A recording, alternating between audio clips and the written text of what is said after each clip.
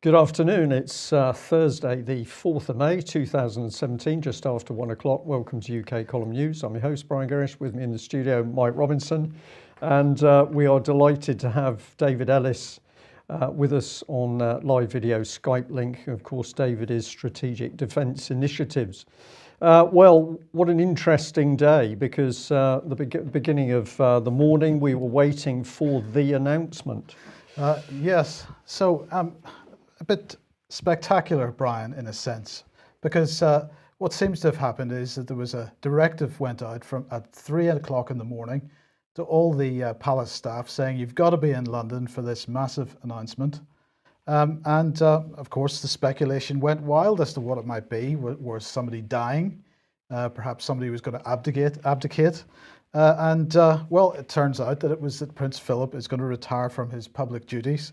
We have titled this Good Riddance because I'm not entirely certain what he did other than cause offence to many people over the years. Well, we could do a whole programme on Prince Philip, I think, and his connections through to some very interesting families in Germany, but we'll save that for another day. But your point is correct. So we have a 3 o'clock in the morning meeting, the middle of the night is the correct way to describe this, in order to announce this on polling day. Could it not have waited till tomorrow? I think this is some form of operation to see how the public reacted, and I think it's a stepping stone towards abdication. So we've got the nation in turmoil at the very stage that an election is called. Something is going on behind the scenes here. So let's just look at some of the media coverage. This was The Independent this morning. The Sun mistakenly reports Prince Philip is dead. So the Sun this morning, the first thing they had out was a report saying that Prince Philip was dead, is dead. Well, The Independent thinks that's a mistake. That's not fake news. It's not someone not checking their sources properly. That is a mistake. How does that work? Well, because there's two sets of rules. There's rules for people properly reporting what's happening, and there's special rules for the mainstream media. Of course, full fact, under the full fact rules, a mistake like this would certainly be fake news. Right. Okay, well, let's look at what else was said. What would happen if the Queen abdicates? Speculation over monarch stepping down after Buckingham Palace calls emergency meeting. And that was in the Mirror. And then the Express saying, what will happen if the Queen abdicates? Will Prince Charles or will become king? And what was fascinating about these types of articles that were floating around was, of course, they didn't tell us what would happen. Because, of course, if it had been the abdication of the Queen at this point in time, well, we would have been in a very interesting situation, because we would have had Parliament dissolved, we would have had Theresa May operating under the royal prerogative, and then we would have had no monarch, which meant the royal prerogative didn't exist. So where would that have left us? Constitutional crisis at the very least. Constitutional crisis, but reality would have come to the surface, which is we would be governed by a criminal elite who make the rules up as they go along, and that criminal elite would simply be in power. This would be a Conservative Party coup, is the right word, the right way to express it, and we would be at the very start of a real police state. Perhaps we could bring David in here. This is, the implications of this are truly horrible. I think this is an operation to more than drift in. This is a bit of a gale coming in, get people used to the idea that the Queen is going to be stepping down, and presumably it will be Dark Lord Prince Charles who'll be taking the throne. Well, you've got to, I mean, one thing's for clear, you've got to see this is a whole lot of spin going on here. You know, this is spin, spin, spin. Where's the reality? What's really going on? Whose interests would it be if this was the case or not the case? So, you know, let's just try and all be objective about this and just see what's going on. Because what I see is a repeat of all the nonsense that we've had over the last couple of months about nuclear this, nuclear that, and a lot of nuclear spinning prior to the snap general being announced. So pretext on that front. So then we've seen, you know, just chatter and traffic, you know, of huge amounts of way above normal amounts of this sort of subject. So the same thing's happening again. So what I think is at the bottom of this is a huge amount of spinning, and the reality is more than likely something completely different. So I think people have got to be very, very careful about really what's actually at the bottom of this and who is driving it. Someone's driving it because a lot of the media are involved. So it's certainly not, my worry here really is what, timing wise, we've got all this going on and then someone's throwing this in the hat as well. What's next? What else do we Well, need? It's very dangerous indeed. it's dangerous stuff, and of course, the minimum it is doing is confusing the public. A lady spoke to me the other day talking about the local elections coming up, and she said, "Brian, it's so difficult to know what to do." And we had a little discussion, but there was a straw poll taking place on the streets. That lady was already confused with what was going on in the country. Now, as you say, we've got more uncertainty, chaos, disruption coming in. The mainstream media, whether it's the BBC or the newspapers, are clearly complicit in what's going on. So somebody or some organisation is driving this. Later in the news, we'll be coming back to the subject of Theresa May's special advisor, Messina. And I think we're going to get more than a clue as to what's really going on. Dangerous, you've said it's dangerous. I totally agree with this. We are heading towards a Conservative Party dictatorship. And of course, we know they're criminal. We've got the election fraud, we've got issues with banks, we've got the child abuse. I think these people realise the public are coming for them. And what are they doing? They're putting up a smokescreen, hoping to get May re-elected with a bigger majority. And then we're in a police state. Very dangerous. Well, of course, now that Prince Philip has retired, Brian, I presume he's coming off the civil list and will get the state pension. What a wonderful thought that would be. Well, what a wonderful thought that would be. Perhaps we could get him into sheltered accommodation of the standard that other people in this country have to endure. And perhaps we could put him on the same monthly income. In fact, maybe we could get him under one of the state's care programs, because that ought to solve the problem fairly quickly. Well, that's exactly right. Today, this man, Sir Andrew Dilnot, has suggested that pensioners shouldn't rule out continuing to pay national insurance contributions until the day they die in order to close the social care gap. Now, I wonder what kind of social care problems that Prince Philip is going to have. Well, I think he's going to be given the highest form of care because the money, of course, is going to come straight out of the public purse. Right. We've got another Sir here, Sir Andrew Dilnot. Don't know what he's raking in, but I'm going to assume he's living on more than £200 a week.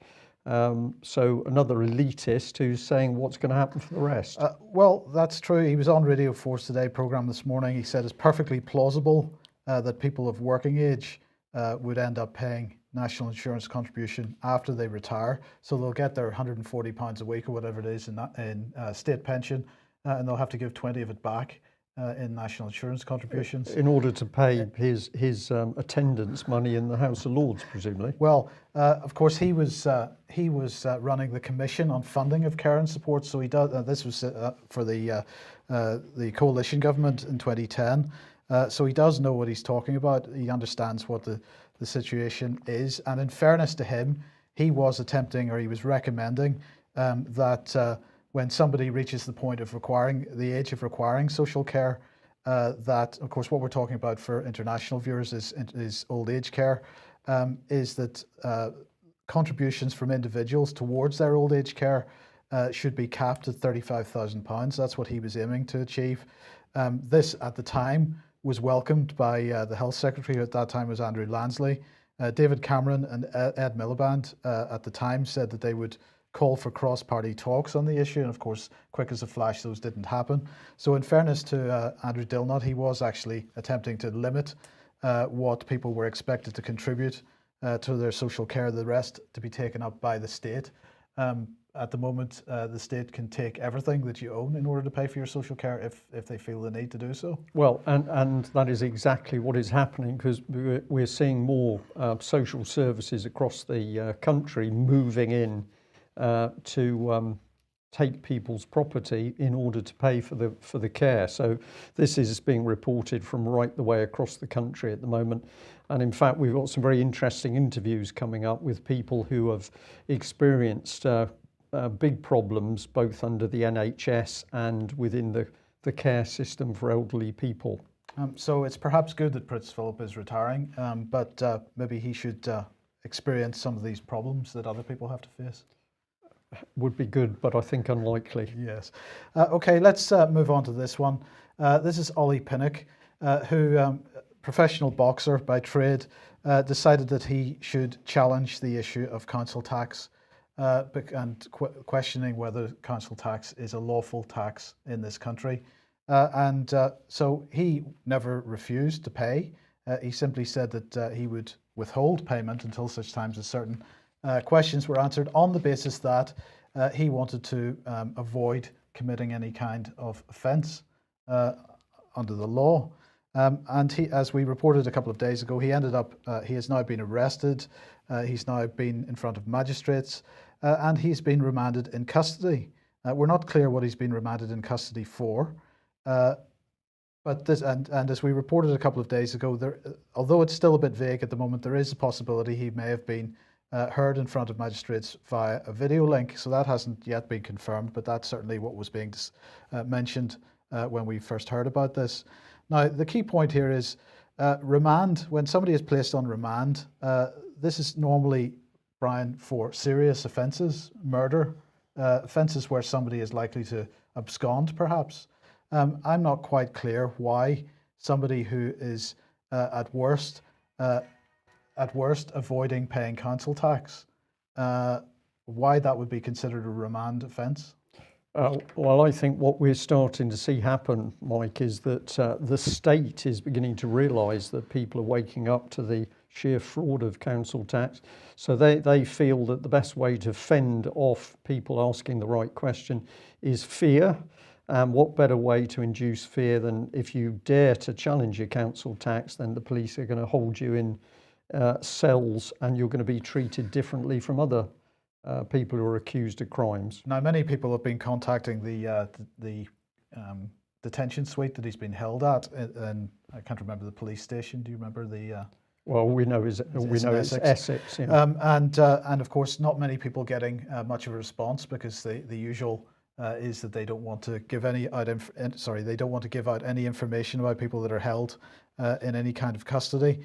But what's also interesting is that people who have managed to get through to the custody suite have not been able to obtain any information about how long he'll be on remand, when there might be a court date, and so on. So this is quite staggering in many respects. This is police state. First of all, this is police state. Absolutely. So first of all, we have somebody who is campaigning on a particular issue. He's doing it peacefully. He's doing it quietly. He's doing it, we would argue, lawfully. The other side perhaps is arguing that that's not the case, but nonetheless, he's not breaking windows. He's not kicking anybody's head in. He's not murdering anybody, and yet he finds himself on remand for an indeterminate time. This is quite dangerous. This is dangerous, and I had hoped to have a slide. I haven't got it with me to bring it up on screen, but let me just read you a little bit of this. This is a headline from where are we? The Express, and it says, "Sturgeon's shame, SNP leader accused of hypocrisy for not paying council tax." And it says that basically she owes a bill of, let me put my glasses on here, £2,950 a year on her grace and favour Georgian mansion in Edinburgh. So although we're north of the border, so obviously that falls under Scottish law, essentially we're seeing the same thing. There's a different law for the elites, whether we're talking about England and Wales or it's Scotland. What a contrast. You're the SNP leader, so, well, I don't think I'll bother to pay my council tax. Nothing happens. Here's a boxer, and he's held on remand.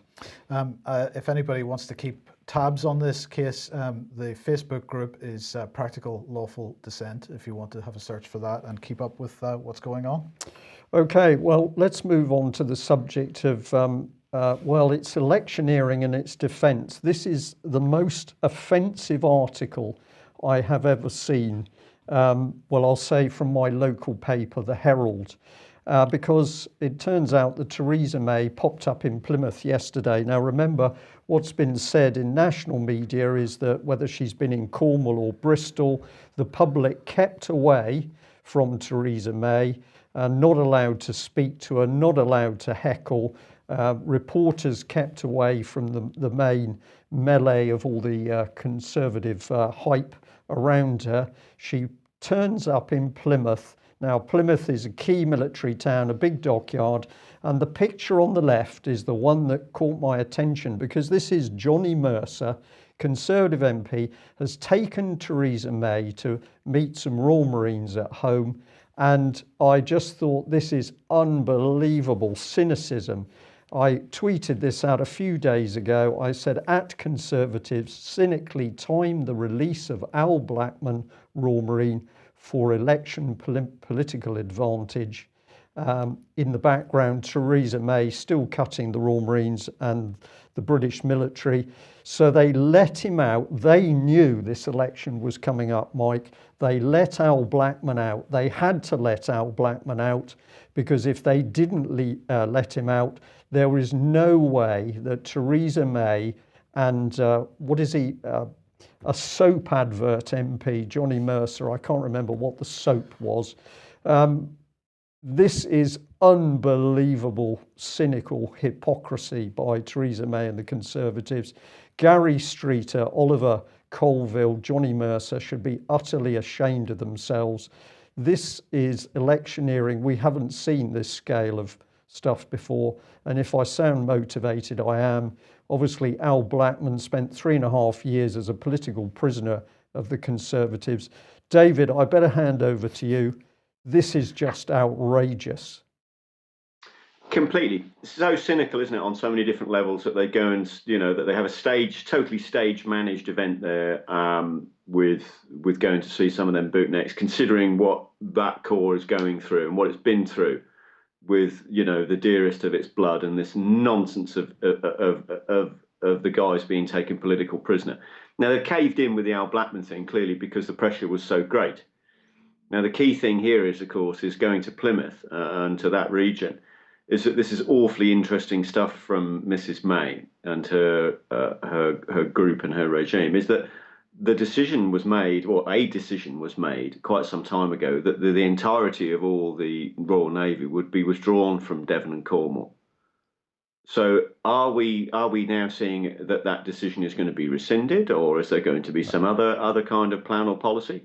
But under the current setup here, what we're seeing is, of course, is that we're seeing just more cuts, and the cuts are getting worse, and they're including things like pensions within the budget, which is cheating. It's been openly stated by numerous admirals saying that that's wrong.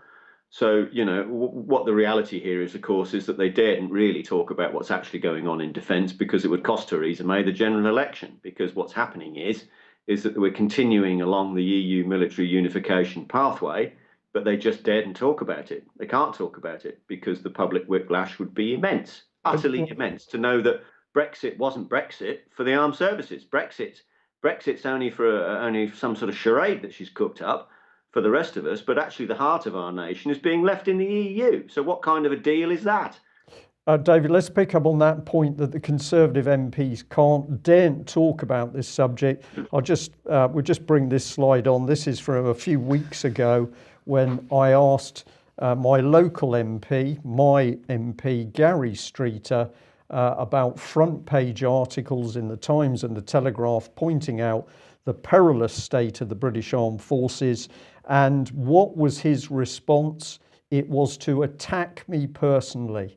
And of course you say, well, what's the matter with this man? Well, what the problem was, I think we're now seeing Gary Streeter, Johnny Mercer, Oliver Colville simply could not talk about this issue because they knew full well that the Conservative policy was massive defence cuts.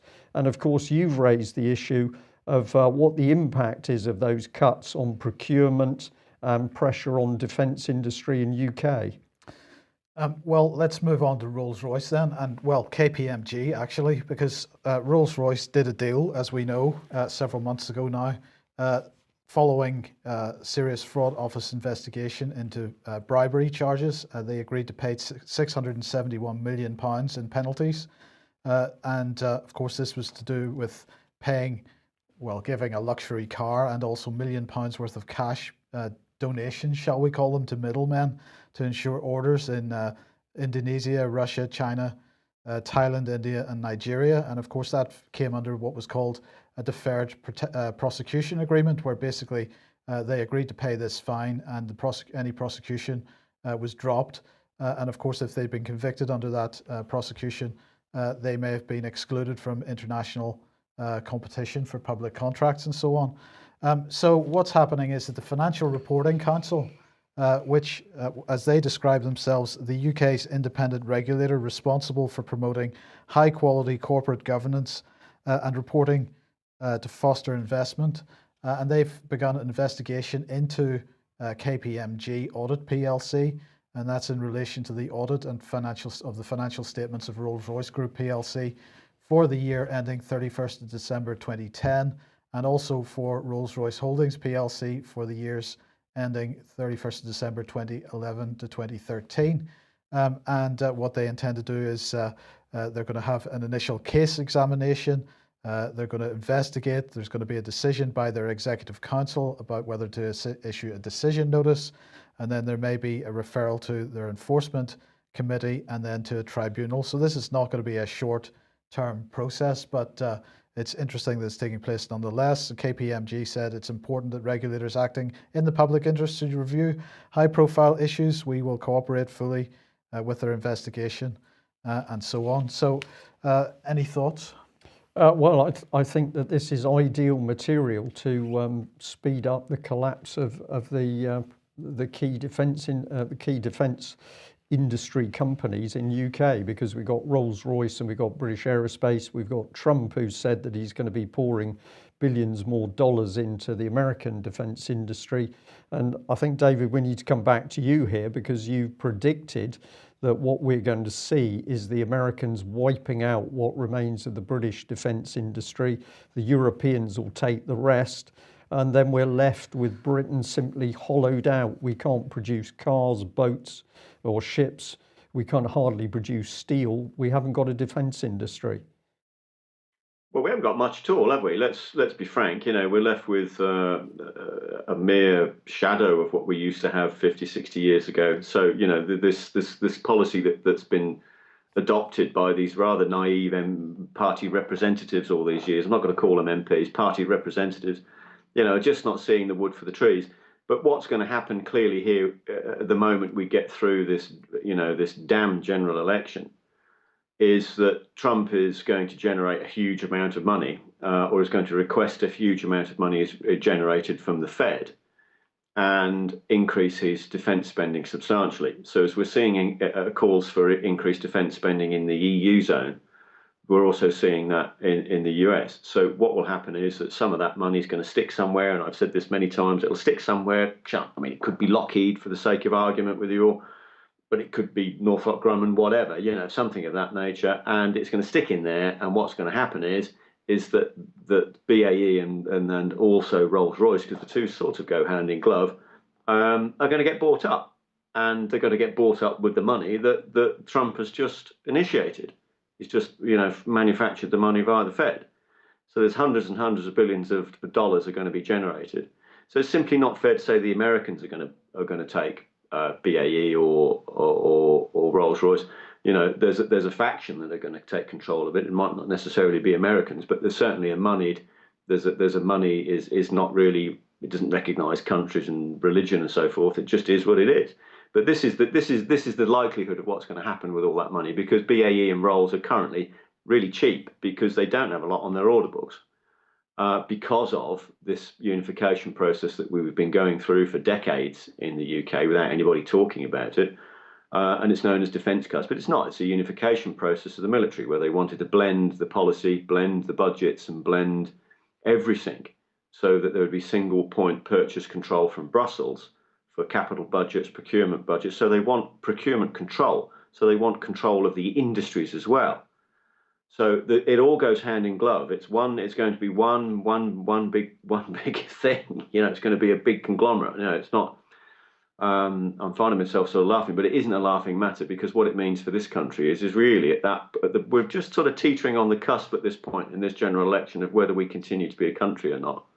Yeah. Well, I think that's right. And just to reinforce that, then Jens Stoltenberg was speaking yesterday, and he was commenting on EU defence cooperation defence cooperation between the EU and NATO. He says that this is now the norm, not the exception. He was talking to the European Parliament's Foreign Affairs Committee and Subcommittee on Security and Defence, and he said a strong European defence contributed to fair burden sharing. And again, David will just reiterate once again that, of course, many European countries also members of NATO. So this isn't about Jens Stoltenberg having discussions with individual NATO member states. This is Jens Stoltenberg having discussions with the European Parliament and NATO recognizing the European Union as being a separate military entity from any of the NATO member states, and that is an important thing. He was also talking about the agenda of the upcoming May summit in Brussels. This is happening in about 3 weeks, 25th of May, and it's going to be attended by Turkish President Erdogan. Also, Trump is expected to be there, and he said that they're going to be dealing with terrorists, apparently.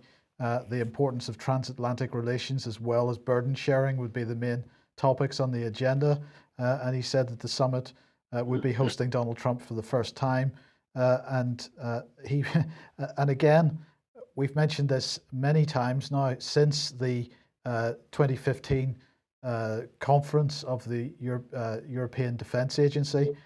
He said that civilian and military measures should be taken together in the fight against terrorism. So again, we see this pressure from NATO to push for the merger of civilian and military structures. And where does that take us? Police state. It's very simple. It's very so. David, what are your thoughts on this? Yeah, well, as I've said, NATO's arrangement is a group of sovereign countries that are in a collective. Now, EU military unification and EU military union is a very different arrangement. It's nothing like that. It's taking all that, unifying it, and putting it into one single point control from Brussels in an absolute fashion and an all-in fashion. Nuclear weapons, the lot, all the Maston, our Land Rovers, anybody that's left in our services, all gets unified into that one force. So the whole arrangement here with Stoltenberg saying about more and more cooperation, it's a slow drift. It's a slow, steady drift, consistent message coming out that this is all okay, this is fine, it's not a problem, nobody needs to worry. It's awfully nice, isn't it? It's lovely. We're all getting on so well and they're kissing each other and all the rest of it. This is so nobody gets spooked that actually what's happening is that the military, our country's military, is going to go into another state. It's as simple as that. And NATO could technically you could argue that it was a bus in order to bus it all in and drop it off in Brussels. So that's the situation. And it's something that drastically needs to be debated. It needs to be aired, it needs to be scrutinised, it needs to be evaluated. But we come back to this problem that, of course, the Conservatives can't discuss this. They won't discuss it. They'll do anything to kind of quash it, control it, stop it from coming out. So we've got, the main bulk of our country, that doesn't vote. There's only a minority in the country that votes. The majority don't vote. And perhaps if they were aware of something like this, that they would go out and vote and do something about it.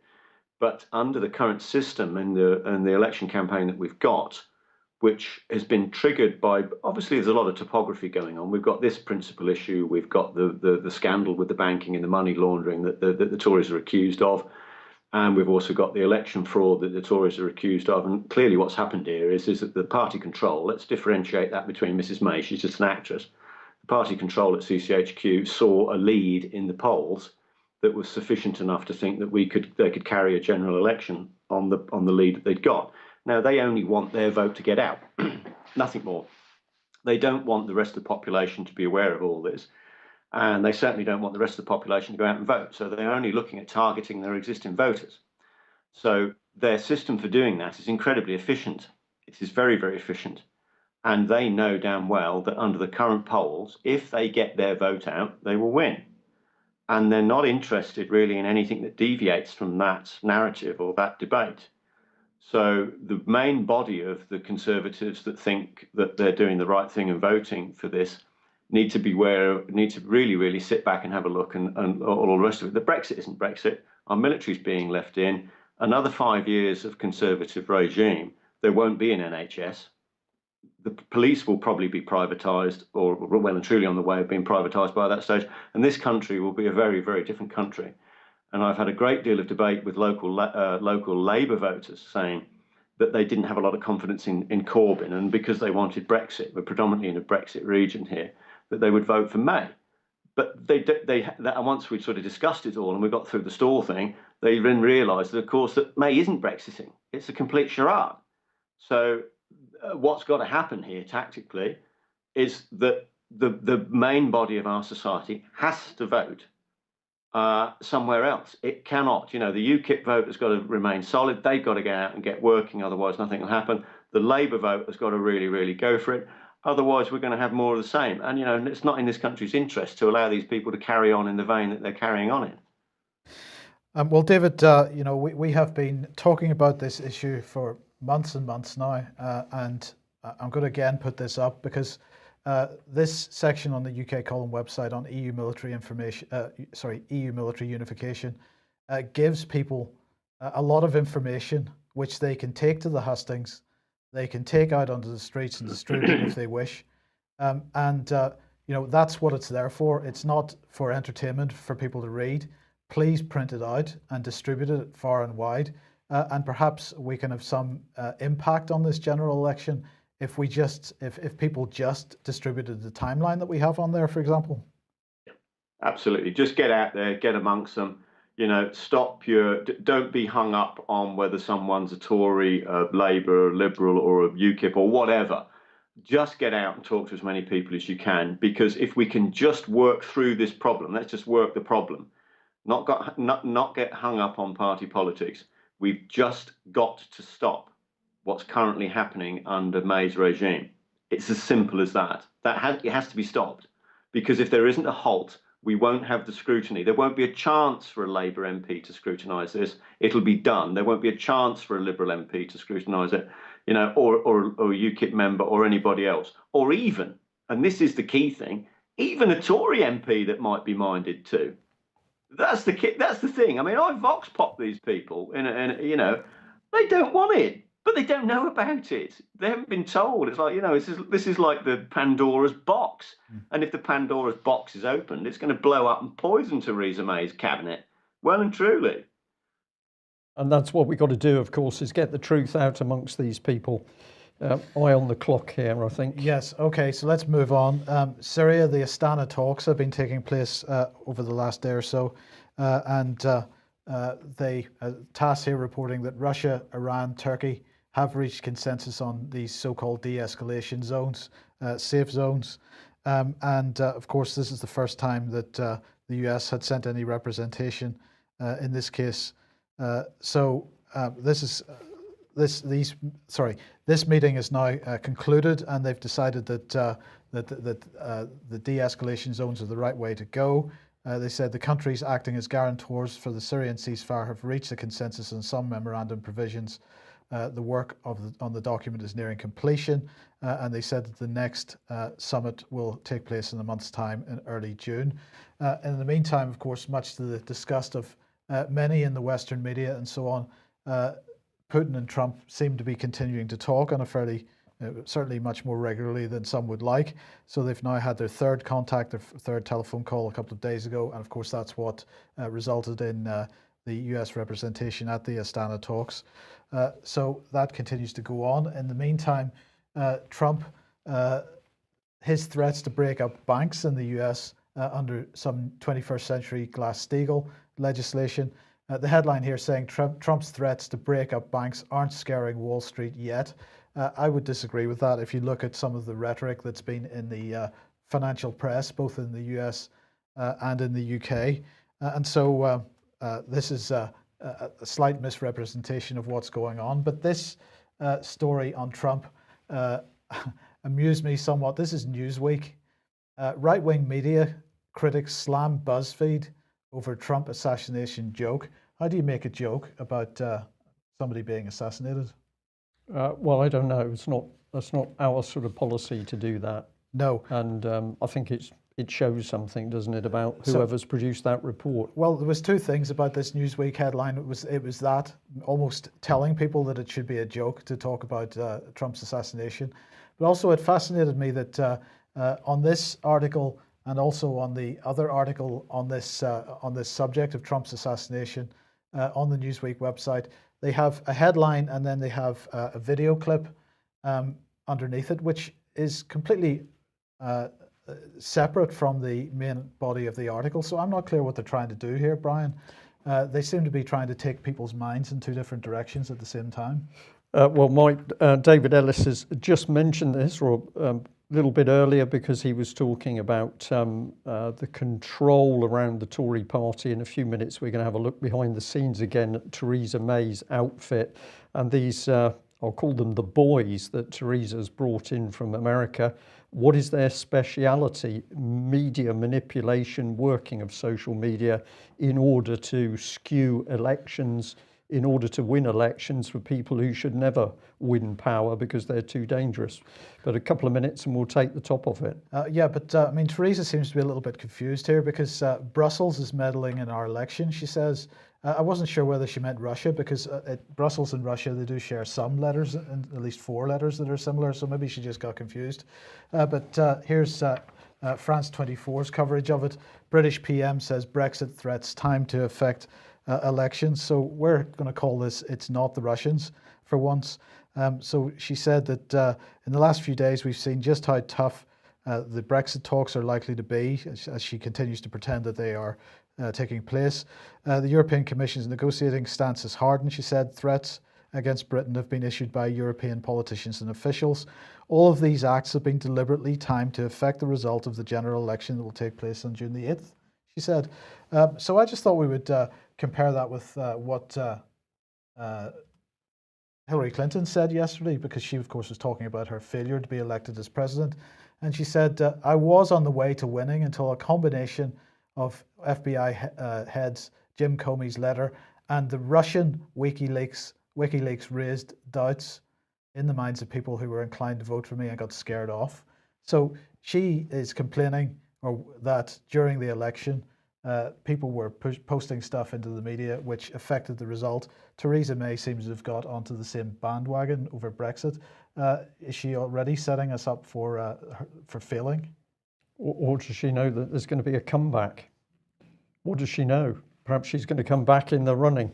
Well, we better bring this one up just to end this segment of the news. That, of course, back in February, we had Chris Bryant, Labour MP, saying that there was clear evidence of Russian corrupt involvement in elections in France and Germany. He also says it's highly likely they're interfering in UK. And we said, provide the evidence, and we bet him a new pair of white Y-fronts that he wouldn't produce any. Well, here we are in May. We still have the Y-fronts. We still have no evidence whatsoever from Chris Bryant. So we've got more media spin. We should probably just say that if anybody that's just sort of new to the UK column doesn't quite understand the Y-front issue, they should probably type in Chris Bryant and Y-fronts into their suitable search engine, and they'll find out. You should find a picture of him advertising himself for liaisons, dressed solely in an immaculate pair of Y-fronts. Whatever. Yeah. Okay, well, let's have a look at the really deep stuff. And we're going to come back into this man that we featured yesterday, Jem Messina. He's been brought across. He was previously part of Obama's staff, and he's now working with a big team around Theresa May. And of course, what is their job? To skew the British public to be stupid enough to vote for Theresa May. And this man is connected with US Common Purpose. Now, I'm going to go through this quite quickly because I want to bring David in to comment about this. This is the report from Huffington Post. Encourage you to go and have a look at it because it says that Messina spent a lot of time in the Washington Common Purpose meeting. So the man is a political guru. His job is to skew voters' belief systems in order to get his people in power. And he's working with American Common Purpose.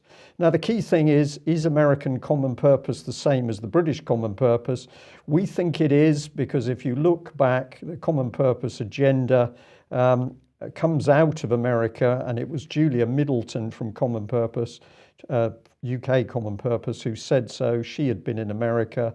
She came across the sort of Common Purpose idea, thought it was good, got £500,000 from various banks that she doesn't want to tell you who those are, and Powell, she set up Common Purpose here.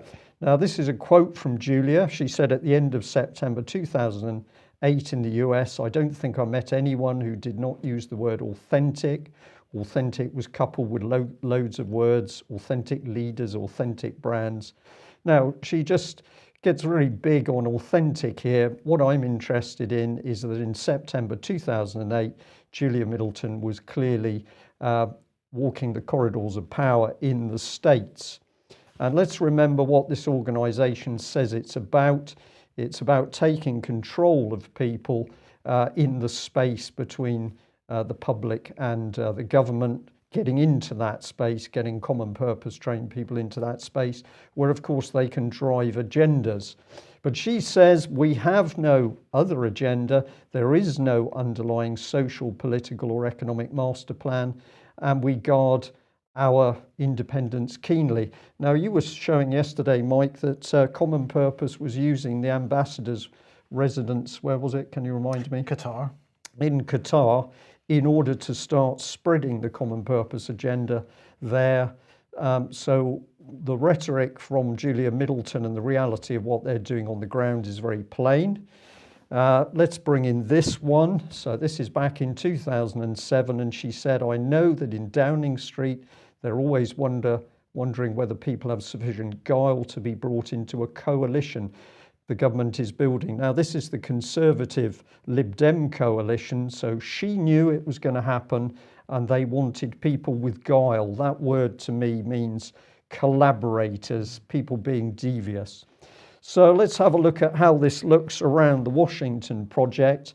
Common Purpose Washington, it used to meet at the Capitol Hilton in Washington, D.C. Here's the founder, an Obama aide called Eric Smith, political director Mitty Seith. And who were they linked with? The Center for American Progress, left-leaning organizations, Media Matters, Change to Win, Campaign to Rebuild, Renew America Now, MoveOn.org, Unity 09. This was all supported by the Blue Engine message and media company. And in fact, Eric Smith was involved in that company, and another media company called Progressive Media. Well, let's bring in this article. I'll expand this shortly, but this is showing Gordon Brown and Obama using almost identical speech language, including Common Purpose.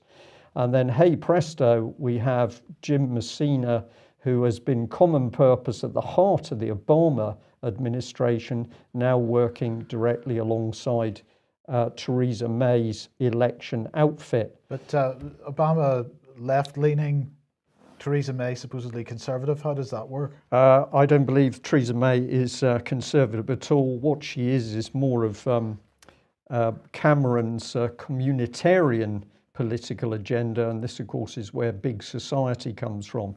So we just finished the segment. We've got here the Gerald Group. This is where a lot of these people have come from. This is Republican Senator. You'll have to look that one up yourselves, but bring that picture back on. And this is the article here from the Telegraph. And the Telegraph had said, well, this is remarkable. Obama's speech and Gordon Brown's speech, virtually identical in the key aspects, and both mentioning Common Purpose. In comes this Common Purpose man for Theresa May. This is the man controlling Theresa May. This is why she can't speak to the public, because she may stray off message. And we, of course, have warned and warned about the common purpose agenda at the heart of the Labour and Conservative government. What are they capable of?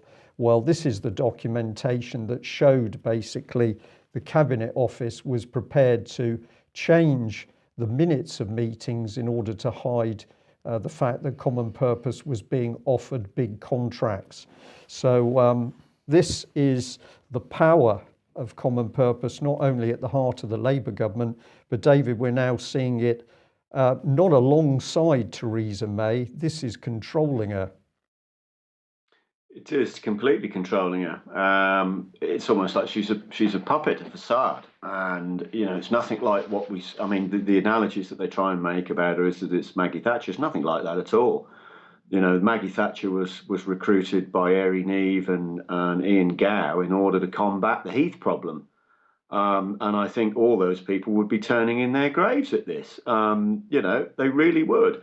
What we've really got here, guys, is huge data mining and data harvesting going on, and there'll be if these guys are as good as we think they are on what they did in America, what they will be doing, there'll be real-time files on every single human being in Britain during this election, and they will have very, very large computing power calculating via the algorithms that they've got in order to make sure that they get their vote. And this will be, this is what we're seeing across the board with the harvesting of data on Twitter, social media, and so on and so forth, is that will all be churned through they'll have, they'll know exactly where their vote is on every single, this has happened during the election in America. Sorry, David, and the important thing here as well, aside from how people might vote in terms of Conservative or Labour, but of course they're also looking for people who aren't going to vote. And the question then is, what happens to those ballot papers? Well, as I've said, they don't want the majority to vote. They only want the small percentage that do. They don't want the rest of the country waking up. No. We don't want that. So this is all geared. They just want the minimum amount of fuss. We don't want the insensitive stuff being talked about.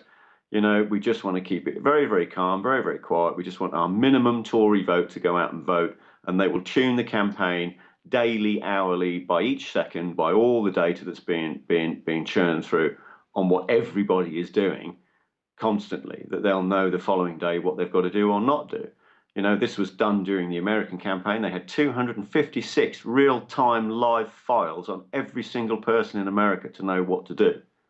So this is an import of the same, the Conservatives here have imported these people, or whether they're just under the same control anyway to begin with, probably highly likely, is that this is where we are. So this isn't real.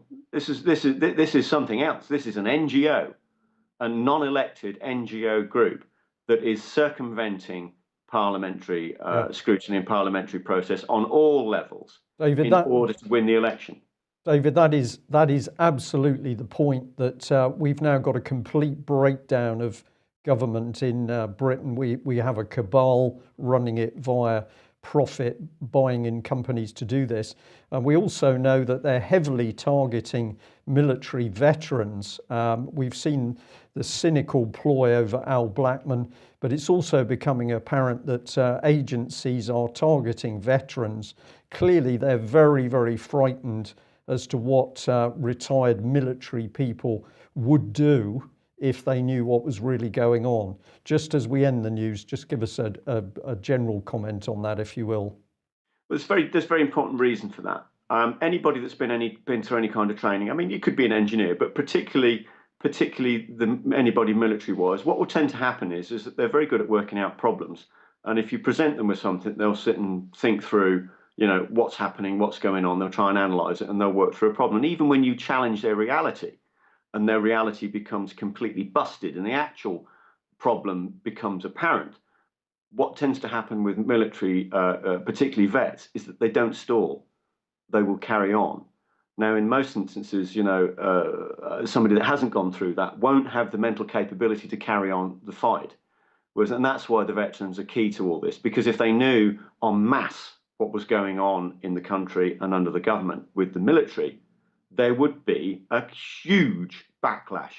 Huge. It is the Conservatives' Pandora's box.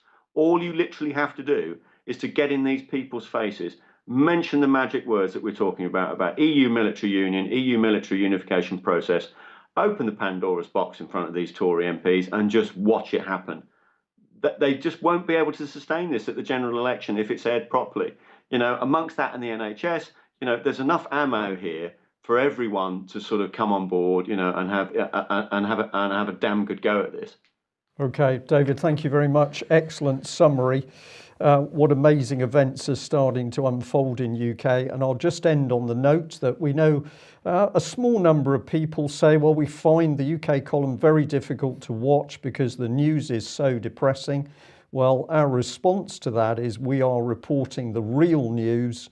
And yes, some of it is depressing, but people have to understand what's going on, because if they don't understand what's going on, they can't fight what's going on. And of course, if you're worried about it being a bit dark and a bit depressing, then the rule is that action conquers fear. So don't just watch the programme, go away armed with the information to take action. And David Ellis has given you a big pointer there. There are key subjects. It may be the military, if that's your scene, or the NHS. Get these subjects in front of the candidates and challenge them. 7:30 tonight, Ian Crane is in the studio with the Crane Report. He will be speaking to Max Egan, and at 9 p.m. On the live stream, Ian Crane will have Fracking Nightmare, and we'll repeat this news programme in between. Excellent. Thank you for joining us, David. Thank you to our audience. We will be back at the same time tomorrow. Bye-bye. Bye-bye.